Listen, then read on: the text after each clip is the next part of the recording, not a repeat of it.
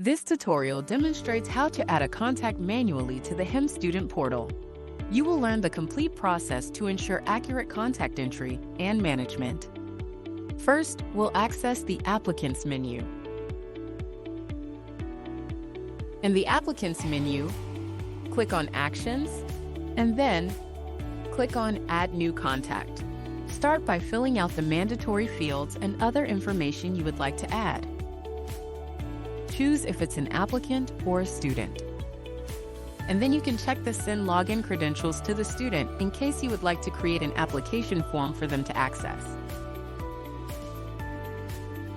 And finally, in Step 1, choose the campus. Once completed, click Next. In Step 2, you can add the address and location information and click Next. In the last step, you can choose the application that you would like the applicant to have access to and click Finish. This will redirect you to the newly created contact profile.